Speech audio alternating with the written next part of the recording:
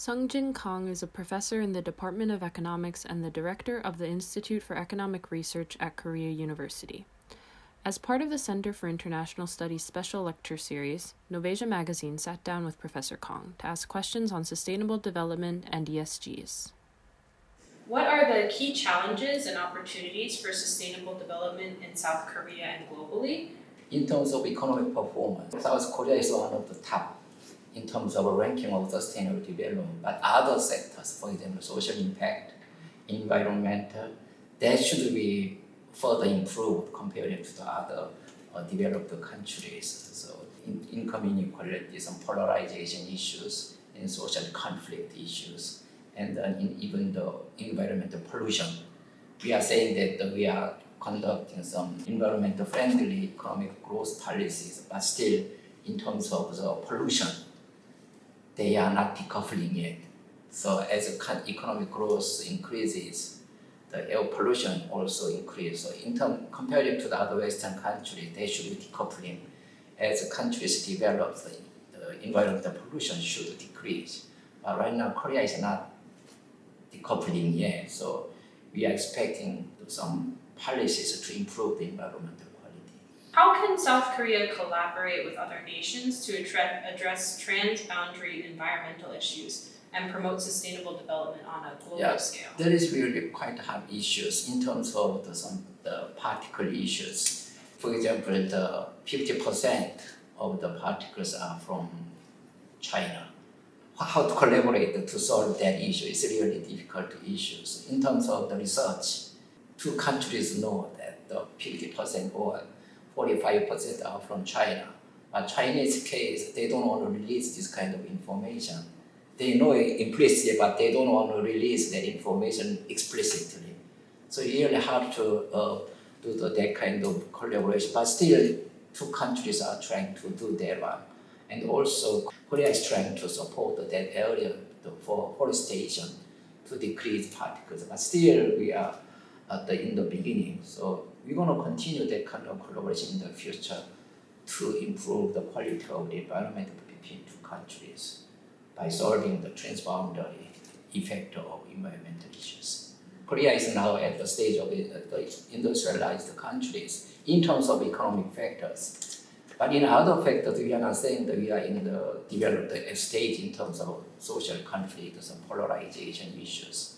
But in terms of economic issues, how to collaborate, that is a very difficult issue. Let's see the recent diplomatic relations among three main countries, China, US, and Japan.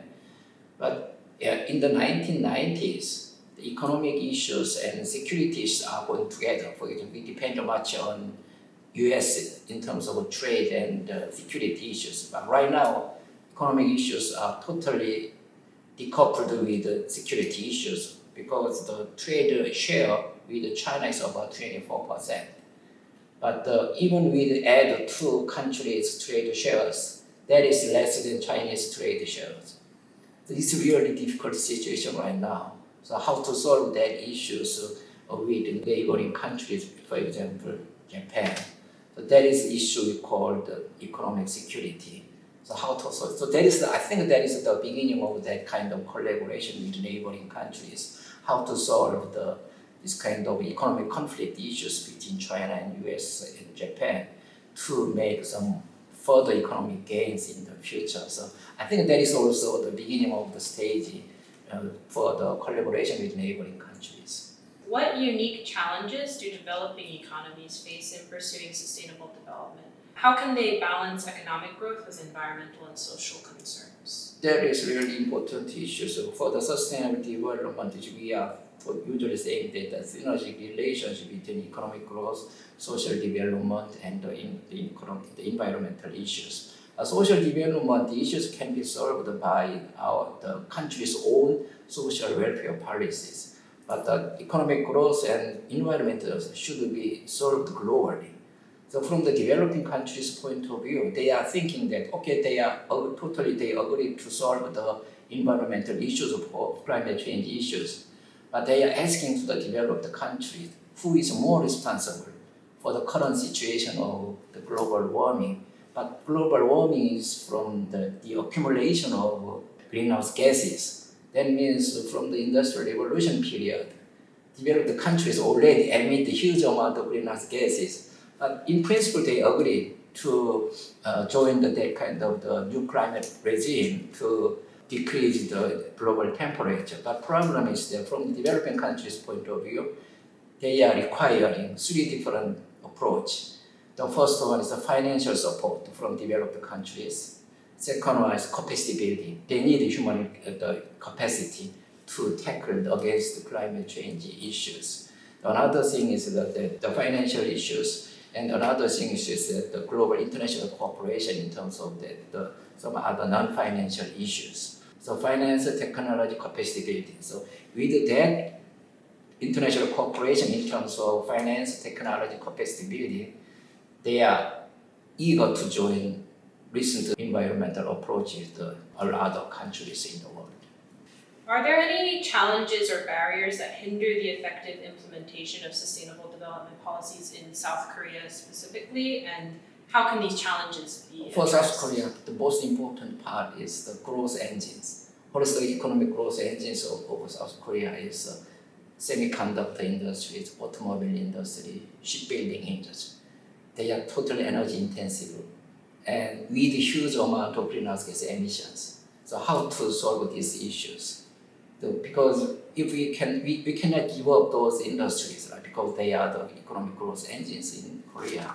So how to improve the technological issues to reduce greenhouse gas emissions with the same production level of those industries? That is a really challenging issue. For example, POSCO case, the share of the greenhouse gas emissions by POSCO is about 10% of all the South Korea's greenhouse gas emissions. So it's quite easy to reduce the 10% if we shut up the POSCOs, but we cannot do that. The problem is how to reduce greenhouse gas emissions even if we are sustaining current economic growth patterns. So mainly we are focusing on technological improvement. So the government should support the kind of the sectors to help the technological improvement of many manufacturing sectors. There's really challenges and also opportunities because all manufacturing sectors are competing in the global market, even with China. So if you can improve the technological factors by increasing productivity, then we have some competitive advantage to the other the countries' manufacturing sector. So those sectors can be challenges as well as opportunities for sustainable